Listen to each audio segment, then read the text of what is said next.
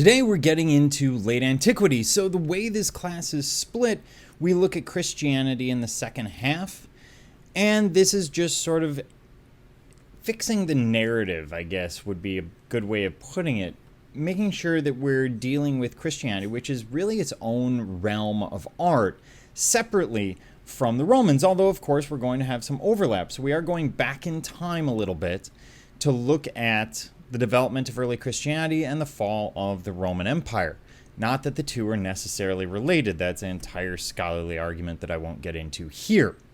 That being said, this is our rough dating. We're looking at roughly 235, so after Caracalla, up until 527. And you'll notice that we're overlapping material that we looked at in terms of the period of Constantine, etc. So we're looking at the Christian art primarily that's coming out of this period. Now at this point, the Roman Empire is going to be split actually a couple of times by Constantine and Diocletian. Constantine reunites it and then splits it again. So we get this very problematic period in Roman history where things are very much up in the air on a regular basis.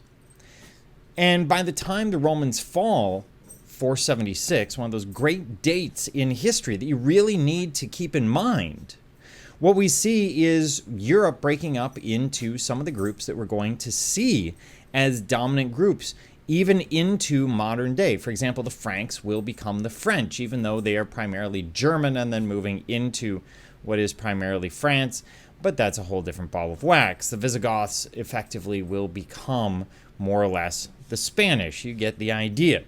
So things are split up. That being said, we still have Christianity to deal with. Now, up until about 300, 325, only a few percent, maybe less than 6%, maybe less than 10% of the Roman Empire is actually Christian. These bubbles are just sort of where there are small communities. These are not massive groups of people.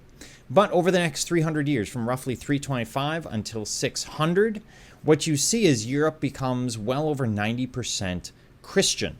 So Christianity is going to spread rapidly over this period of time that we're looking at in this chapter.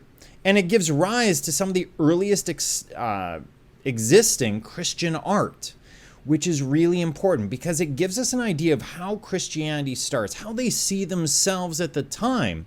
And we can really compare Christian art of the period to today, understanding where they're coming from, what their ideas are, and giving us a foundation of where Christianity starts in its general trajectory.